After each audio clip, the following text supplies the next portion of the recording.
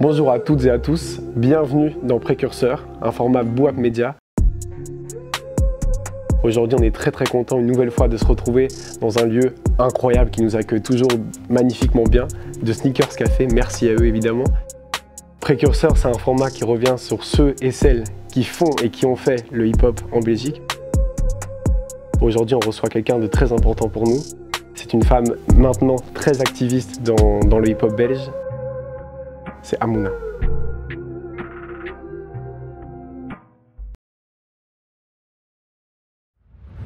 Tout d'abord, je vais te remercier déjà d'avoir accepté cette invitation. Merci beaucoup de nous accorder ton temps. C'est moi. Je vais lire cette question-là parce que je vais essayer de citer tout ce que tu fais. Et il y a énormément de choses, donc si je me trompe, n'hésite pas à me le dire, il n'y a aucun problème.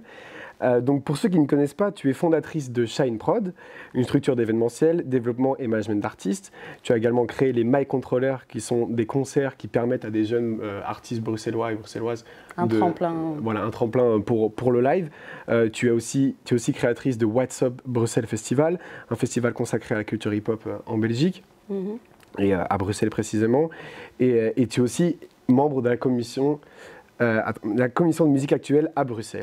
À la Fédération Wallonie-Bruxelles. La Fédération Wallonie-Bruxelles, merci. Tu vois, il fallait me corriger un moment. Non, mais c'est vrai. Donc, ma première question, je la pose à tous et toutes les invités que j'ai reçus. Comment a commencé ton histoire d'amour avec le hip-hop? Oh, là, ça remonte loin. En fait, je vais juste préciser que, en écoutant un peu ta présentation, j'ai l'impression que j'ai fait plein de choses sur plusieurs années. Pas vraiment, Shine Prod, c'est la structure. My Controller, What's Up Brussels Festival font partie des concepts organisés par Shine Prod. Ok, d'accord. On avait faim, donc on voulait faire plein de choses au début, depuis 2016, fin 2016, 2017. Et par la suite, on a commencé à peaufiner un peu nos champs de bataille, si j'ose dire, par rapport à nos activités. Je voulais juste tout citer. Merci. Ma rencontre avec le hip-hop, le rap en général, il faut savoir que moi je suis d'origine tunisienne, je suis née et grandie là-bas, j'ai passé mon adolescence là-bas et je pense qu'entre 15-16 ans, j'étais très proche de mon grand frère, on n'avait pas une différence d'âge énorme, 1 an et demi, on était hyper proches, on faisait les 400 coups ensemble, donc même des conneries ensemble, donc c'est pas que des bonnes choses. Bien sûr. En 1996-97, il débarque avec une cassette, une cassette toute noire, et c'est marqué Kamikaze. Et dès que j'ai touché cet objet, j'ai regardé le mot kamikaze, j'avais 15-16, j'étais en pleine adolescence, rien ne me va dans la société, en famille, j'étais contre le monde entier, mais gentiment, parce que je n'avais pas les moyens d'exprimer non plus mon avis ou entreprendre quelque chose pour que ça change. Je subissais un peu la situation et donc on monte à l'étage, on avait encore les radiocassettes, donc on fait le truc, et je prends une claque. C'était l'autre fille de Bloc Canon, un groupe de rappeurs algériens, de Ennaba, aujourd'hui exilé en France, je pense. Et là, il me donne une claque, je reçois cette claque, il a critiqué la politique, la société, la religion, et tout ce que je ne pouvais pas moi dire. Je l'ai entendu, et je l'ai entendu avec un flow, avec de la musique, c'est entraînant, et je tombe amoureuse de style déjà, que je ne connaissais pas du tout. C'est ça, parce que là, tu as l'air de décrire le souvenir de manière parfaite, donc c'est quelque chose qui t'a fort marqué apparemment. Tu tombes amoureuse des paroles, et aussi de l'aspect musical, du rythme, etc., de tout en même temps. Parce que je n'avais pas l'habitude d'entendre, j'étais bercée par des chanteuses lyriques arabo, égyptiennes, libanaises, Fayrouz, Kelthoum, donc ces artistes qui ont marqué notre jeunesse à tous, la jeunesse de nos parents aussi, donc c'était un peu par procuration en fait. C'est nos parents qui écoutaient cette musique, on est bercé dedans, on n'avait pas vraiment le choix en fait.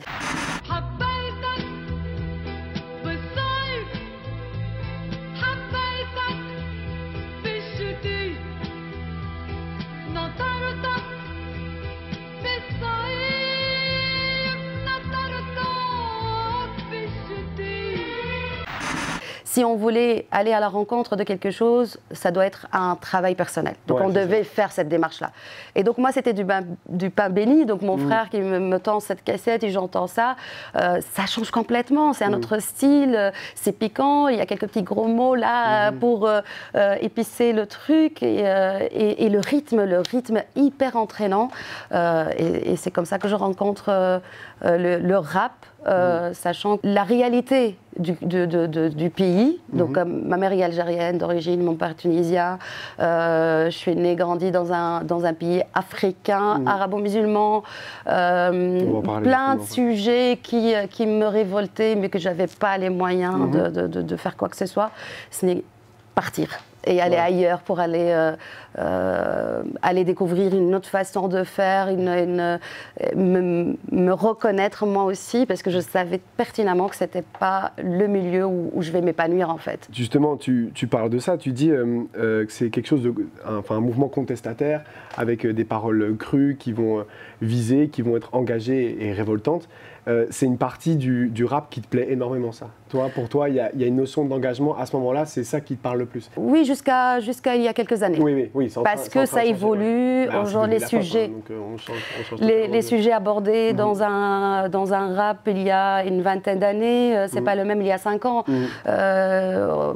Les nouvelles générations, ils ont des sujets qui les touchent aussi, qu'ils veulent aussi en parler dans leur musique. Mais en général, cette fibre contestataire, donc on revendique des choses, pour moi c'était vraiment nouveau. Parce que comme je disais, c'est vraiment la nature du pays là où j'étais, où si je parle de l'Algérie par exemple, à cette époque-là, c'était le groupe venait de la ville du Nord, donc c'est une ville portière où les signes de la colonisation sont encore fort présents dans les rues, l'architecture, la mentalité.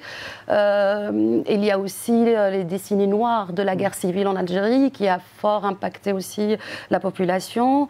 Le peuple subissait pas mal de choses, mais il n'y avait pas une force révolutionnaire pour faire changer les choses.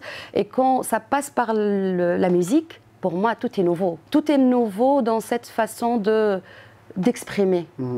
Et comme moi, je n'avais pas cette possibilité de dire moi-même mon avis sur plein de sujets qui m'animaient, j'ai trouvé mon bonheur dans cette musique-là.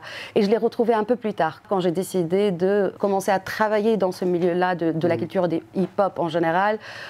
C'est là que je découvre et je fais la démarche moi-même, d'aller me renseigner, savoir qu'est-ce qui se passe, qu'est-ce qui s'est posé avant.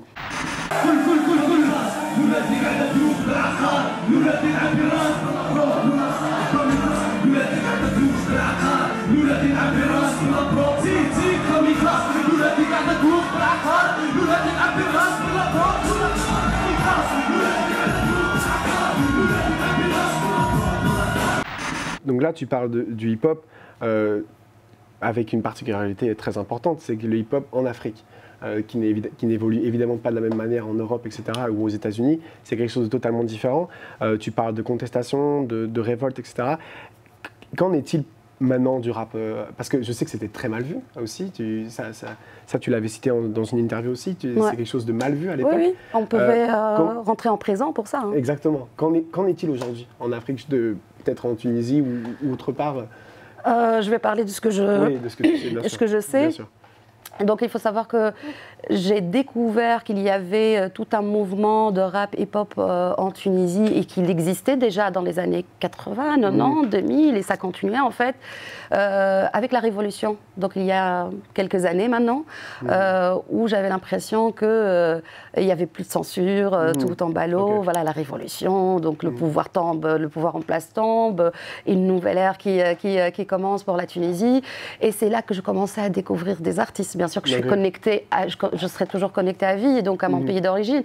Et donc c'est là que j'ai commencé à savoir qu'il y avait quand même tout un mouvement à l'époque, mais malheureusement n'arrivait pas à mes oreilles parce qu'il n'y avait aucun espace d'expression. C'est très récent, la vision du rap en Afrique. J'ai l'impression en tout cas que c'est depuis quelques années qu'on arrive, Oui. qu'on a l'exposition comme on peut citer par exemple El Grande Toto maintenant au Maroc, etc. Oui. Mais c'est assez récent ce truc-là. En fait, le hip-hop en général, il a mis 30 ans pour arriver au hip-hop d'aujourd'hui. En Tunisie, j'ai l'impression qu'en 10 ans, ils ont refait le monde en fait. Et il y avait donc une vague de hip-hop old school, très revendicateur, parce qu'il y avait aussi la révolution, donc c'était tout nouveau. Donc ils avaient de la matière, des sujets à critiquer, à parler et tout.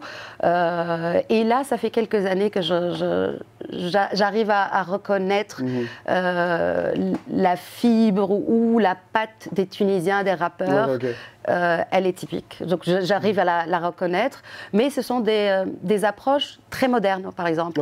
Aujourd'hui, il y a des incontournables pour moi. Donc des artistes, si vous voulez les googler leur nom, il y a Ala, donc A-L-A, il y a Clive Budgie, il y a Balti que j'adore et que c'est un pote et que je l'ai invité ici au WhatsApp Brussels en 2017 ou 2018, j'ai oublié.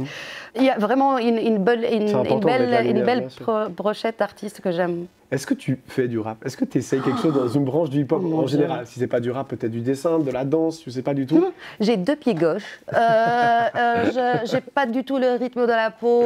Je suis vraiment hyper coincée. Donc je commence à me détendre ces dernières années parce qu'on n'a qu'une vie et qu'il faut s'amuser. Donc c'est pas. Mais pour être honnête, non. Pas aucune branche du hip-hop. Mais j'ai une très très bonne oreille. Bah oui, bien sûr. J'entends, j'écoute, je sais ce qui peut marcher ou pas. J'ai un regard, j'ai un avis. Voilà. Bien sûr. Mais par contre, mon fils, j'ai essayé quand il était plus jeune à le mettre un peu dans l'art en général. Et à partir du moment qu'il a eu 12 ans et qu'il savait s'affirmer et me dire non, il a choisi, il a fait de théâtre et basket. Donc voilà, c'est de l'art aussi. Voilà, on peut dire que c'est de l'art aussi.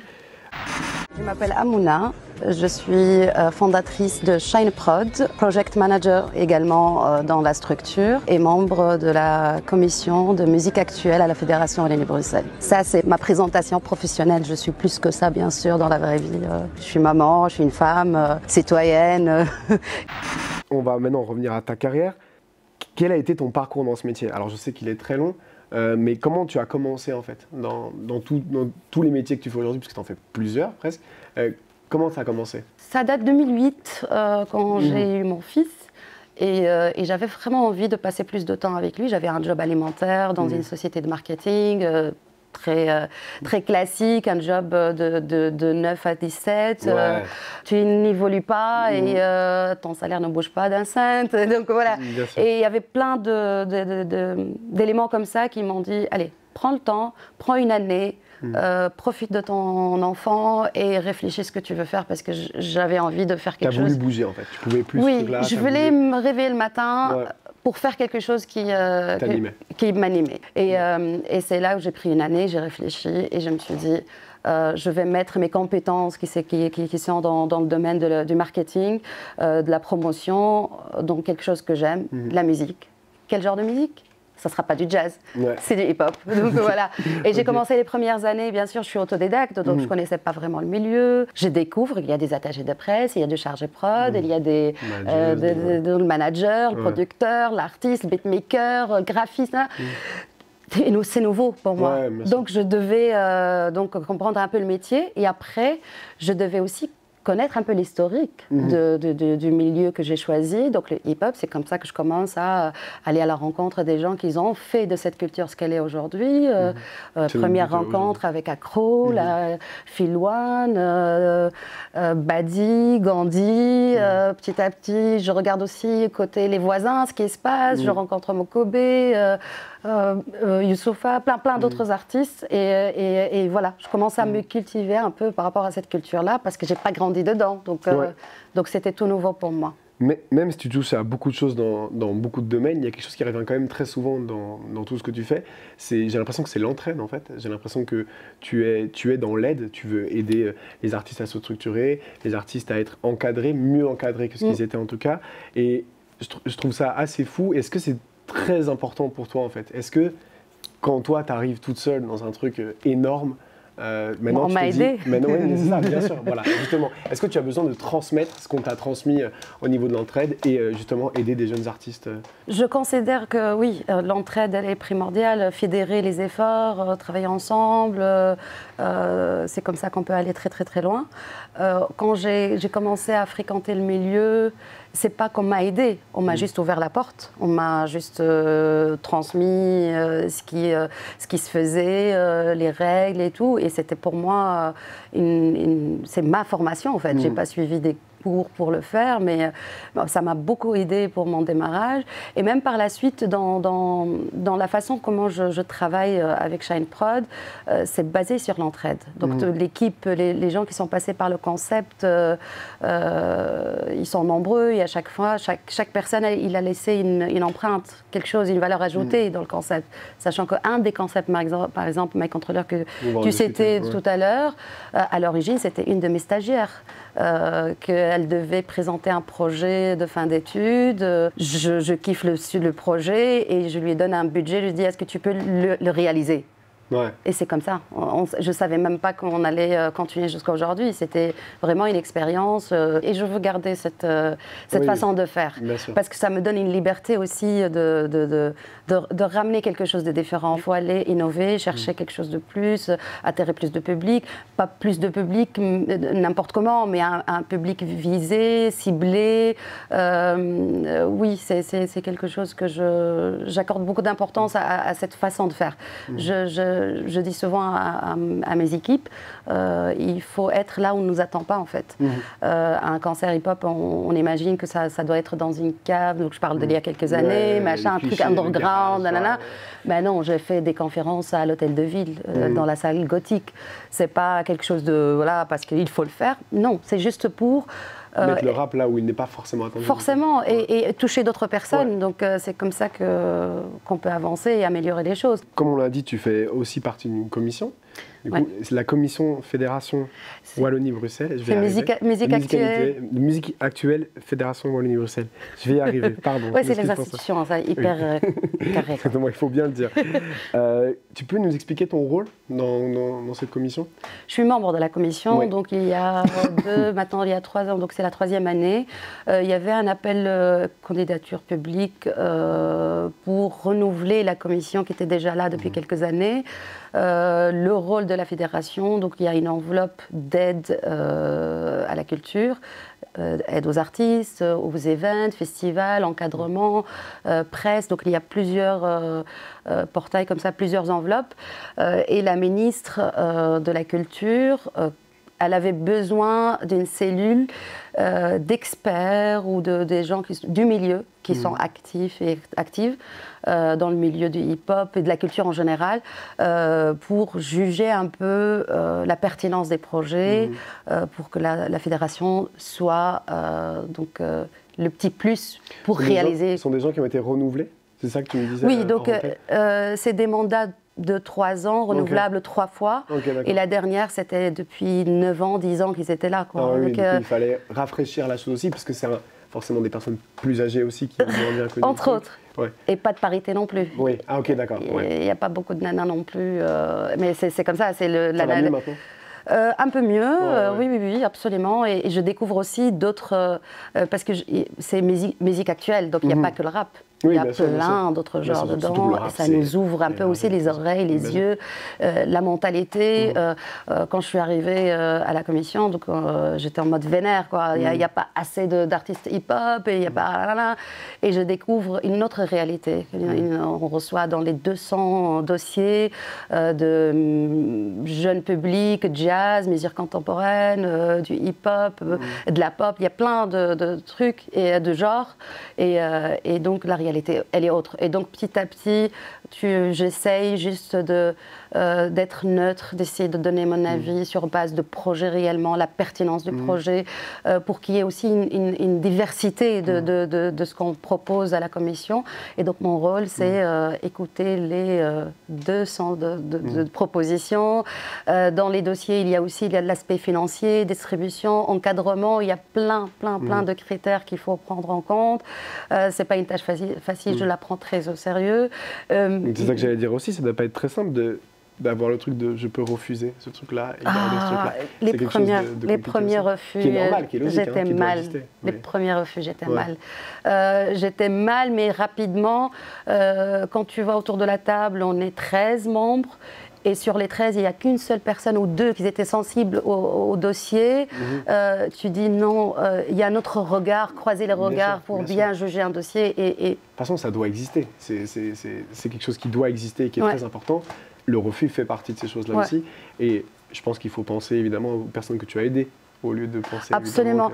Et ce que je fais, ce qui me réconforte plus, c'est la diffusion. J'en parle beaucoup plus. Les autres membres, je ne sais pas si quelque chose qu'ils revendiquent ou ils disent. Non, je le dis parce que je dis, si vous avez besoin de conseils ou comment déposer un dossier, je n'ai pas le droit d'avoir un regard dans le contenu, mais je dis que ça existe. Il y a des opportunités, il y a des portes, il y a des fenêtres qu'on peut sauter dedans. Voilà, donc j'essaye de diffuser l'information autour de moi quand il y a des jeunes et je sais qu'ils sont à 2 pas de se professionnaliser. Je leur dis, OK, il vous manque juste un petit budget peut-être. Voilà, donc voici un lien, comment faire.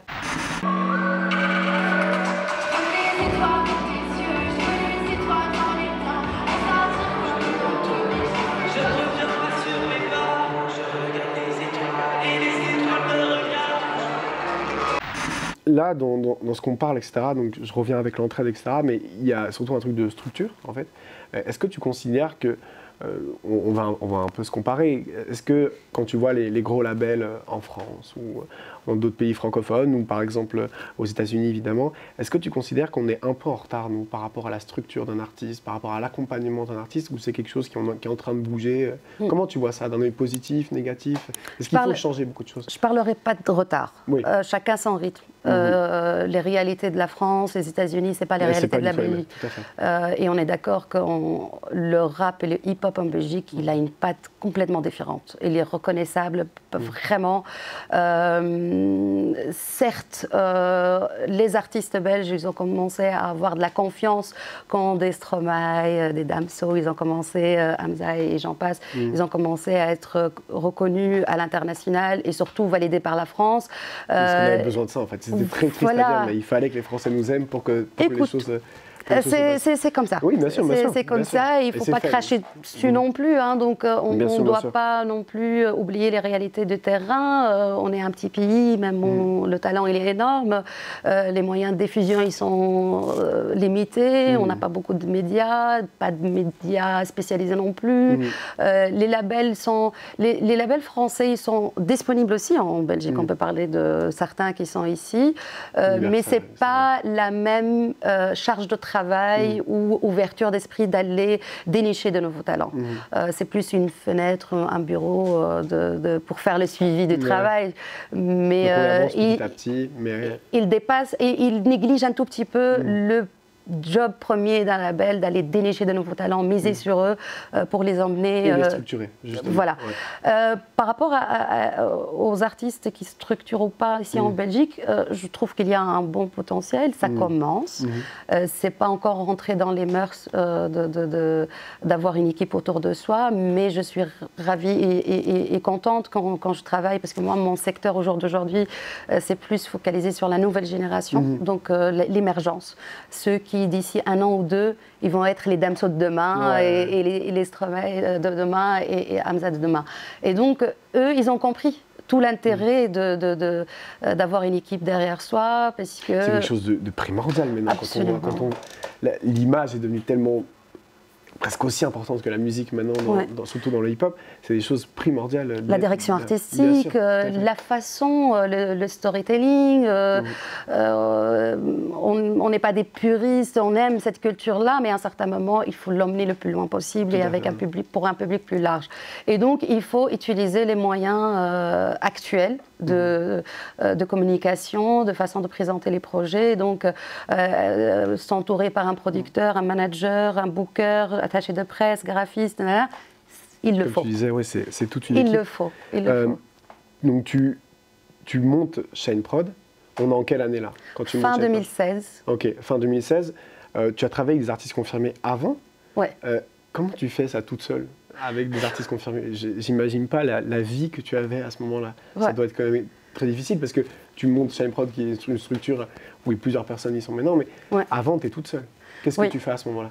C'est quoi? C'est le culot? Je vais au kilo, vraiment. Parce que j'avais rien à perdre. Je ne suis pas du milieu à la base et je suis autodidacte, donc j'apprends sur le tas. Et après, quand je vois une opportunité passer même à 10 km, je ne la laisse pas venir vers moi, c'est moi qui va la chercher.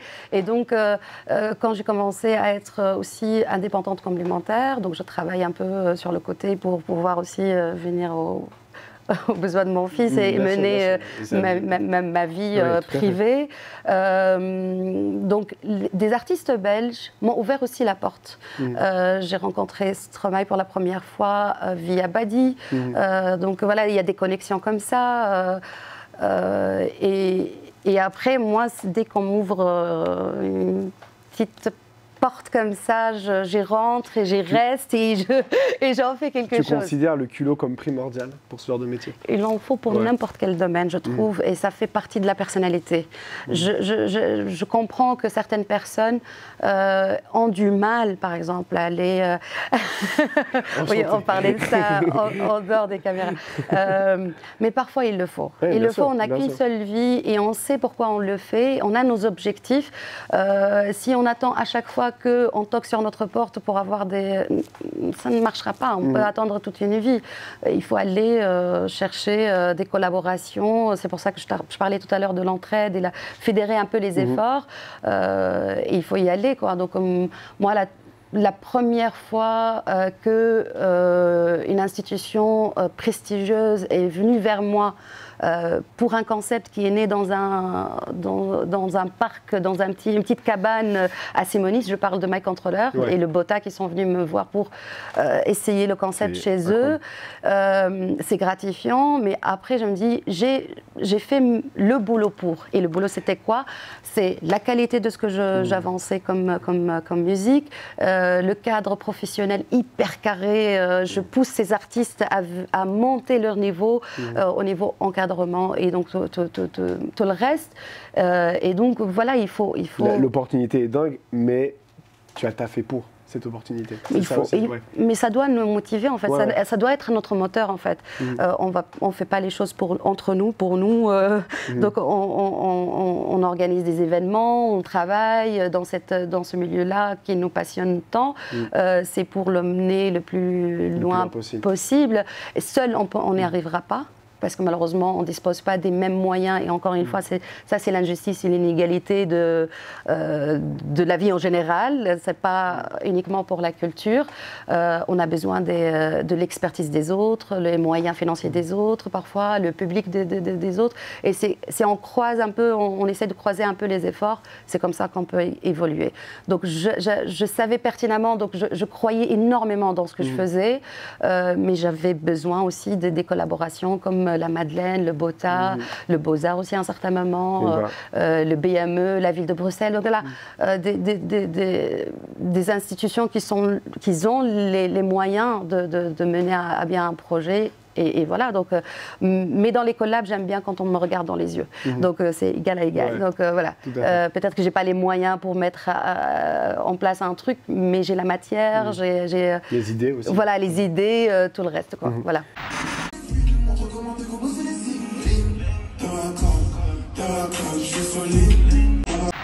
Là, on sait que le My Controller a révélé, en tout cas a fait les premiers pas sur scène, par exemple, on me disait de Frénétique, de Geeko, etc. Est-ce qu'il y a un artiste qui t'a bluffé? Genre où tu t'es dit, ah ouais, déjà sur scène, c'est déjà comme ça, c'est déjà fou? Moi, personnellement, j'avais déjà été voir Frénétique et je le trouve assez fou sur scène. Mais... il nous a bluffé. Hein, donc, mais moi, j'ai écouté de son projet avant qu'il sorte, en fait. C'était Brouillon à l'époque? Oui, et juste après, il a sorti 2 projets d'un coup, l'un après l'autre. Gandhi, qui était mon Madea à cette époque-là, donc son rôle, c'était me faire aussi découvrir des artistes qui ont un potentiel. Donc c'est lui qui t'a fait la passe par rapport Absolument. à Frénétique? Absolument. Les connexions EVR, etc. Bon, on a parlé avec Ben, bien sûr, bien sûr. Mais je fais énormément confiance au sens critique de Gandhi. Je sais, c'est pas parce que c'est un pote qu'il va l'exposer, mais quand il m'a fait écouter son projet, il m'a dit, Amouna, tu le prends maintenant, sinon demain tu seras incapable de le payer. Exactement. Et c'est vraiment l'argument qui peut motiver un organisateur. Le train est parti très vite. Oui. Il fallait l'avoir. C'était magnifique. Son entrée, il avait ce côté professionnel, en fait. Il avait cette attitude de star, en fait. Je ne sais pas pourquoi, à part la qualité de sa musique. Mais l'attitude, il était humble. C'est quelqu'un qui s'investit dans la promo aussi. Il communique avec son public. Il nous a fait un petit partage sur scène avec sa maman. C'était son anniversaire. Il y a des petits trucs comme ça, une sensibilité que je respecte beaucoup chez lui. Et jusqu'à aujourd'hui, à chaque fois qu'on se croise, on est tous les deux fiers et ravis de se voir, de se rencontrer, parce que l'aspect entraide dont on parlait tout à l'heure, là c'était le cas en fait. Il avait besoin juste d'un espace pour faire un live de son projet en fait. C'est pour ça que tu fais ça en fait. C'est pour cet aspect-là et pour que ça... Et je ne vais pas plus loin. Ça ne m'intéresse pas. Donc parce que on m'a posé la question si je voulais investir un peu plus dans un label peut-être, prendre des artistes et les développer et tout. Encore une fois, j'évolue petit à petit. Hein. Donc pour moi, peut-être pour toi, tu as l'impression que ça date il y a quelques années. Pour moi, c'est comme si c'était hier. Et donc j'ai l'impression que j'ai encore beaucoup à faire, à mon rythme, sans stress, parce que la charge mentale, aujourd'hui, plus qu'hier, avec les 2 ans de Covid et la crise qu'on vit aujourd'hui, on n'est pas déconnecté de tout ça. Hein. Donc ce sont des questions qui me touchent, donc je me préserve au maximum pour rester le plus longtemps possible. Rien que l'aspect santé mentale, c'est quelque chose dont on parle depuis très très peu de temps, en vrai. Hein. Le fait de faire attention à ça et à se sentir bien, etc. dans ce qu'on fait, c'est quelque chose qui a aussi été accéléré par le Covid, la manière dont les gens voient les choses, voient leur métier, voient leur etc. Et ils s'expriment beaucoup plus maintenant, exactement. Donc on n'est plus gêné, honteux de dire ça va pas.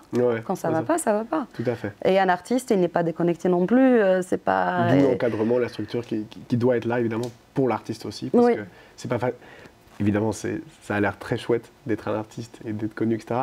C'est quelque chose aussi de difficile et c'est une certaine vie à mener qui n'est pas la même que tout le monde. Les gens ils ne voient que juste la pointe de l'iceberg en fait. Ils voient le côté glamour, prestigieux du métier, mais ils ne voient pas tout le travail qu'il y a derrière, tous les doutes, les pages blanches, les nuits blanches, le manque de financement, les opportunités. Il y a toute une partie avant qu'on voit un projet à consommer fini, produit, beaucoup de travail derrière, fatigant. Beaucoup de travail avec très peu d'entrées aussi. Hein, donc c'est pas, je dis souvent, c'est un milieu très prestigieux parce qu'il y a des connexions, on a l'impression de s'amuser plus que de travailler. Donc le regard de l'extérieur, hein, donc je veux dire. Mais on ne voit pas toute la partie où on ne compte pas les heures et le stress, les imprévus, plein de choses. Restez en positif. Donc, Justement, je vais passer à ma dernière question. C'est déjà la fin. C'est déjà la fin. Ça prouve que tu t'es amusé. C'était sympa. Magnifique. Ah ouais, j'ai du mal avec la caméra et Boap le savent très bien, mais je commence à être vraiment en famille et à la maison. Tu es très à l'aise, il n'y a pas de souci, t'inquiète pas. Ma dernière question, donc on parlait de la première question, c'est quand a démarré ton histoire d'amour. Est-ce que maintenant, quand on travaille depuis si longtemps dans ce domaine-là, dans l'artistique, dans la musique, principalement le rap aussi, est-ce que la flamme est toujours là? Est-ce que tu écoutes encore énormément de rap? Est-ce que c'est quelque chose qui te touche encore énormément? Comment tu fais pour raviver la flamme de cette histoire d'amour? Je me déconnecte. Il y a des fois où pendant quelques jours, je n'écoute pas de rap du tout. Et parfois, et surtout qu'il y a beaucoup de sorties, et j'ai besoin de savoir, bien sûr, de par de mon métier, je dois être informée et tout. Il y a aussi des petits coups de cœur, comme moi je suis aussi leur évolution après. Mais ça m'arrive pendant une semaine, écouter les artistes comme mon fils essaye de me faire découvrir des Coréens qui font il écoute de la K-pop? Et il écoute de tout. Ok, d'accord. Mais Ok. c'est quelqu'un qui aime aussi tout ce qui est qui sort de l'ordinaire. Donc Ok, à mon d'accord. avis, il a 15 ans, donc à mon Ouais. avis, c'est sa façon de s'exprimer aussi. s'exprimer et se rébeller sur ce qu'on lui donne, on lui propose. Comme le rap avait été pour toi. À Absolument. Et donc là, il va chercher des trucs. Ah, maman, tu veux découvrir ça, là, là, là. Mais juste pour avoir toujours cette envie, je me déconnecte. Pendant quelques jours, C'est ça ta réponse pour casser la routine. C'est de se déconnecter. Ouais, c'est comme si je vais redécouvrir, retomber amoureuse de nouveau, kiffer de nouveau, mais je ne veux pas rester jusqu'à ce que je me lasse complètement. C'est ma façon de me protéger mes oreilles aussi. Parfois, j'ai besoin d'aller écouter autre chose complètement différente. Merci Amouna, merci beaucoup. C'est moi qui te remercie. Si toi aussi tu as kiffé ce format, tu peux évidemment liker la vidéo et la partager, mettre un commentaire, ça nous aiderait énormément. Nous sommes disponibles sur tous les réseaux sociaux, Instagram, Twitter, TikTok et même Facebook. Vous tapez Bouap Media, tout sera disponible dans la description. Merci beaucoup d'avoir suivi ce concept. Ciao.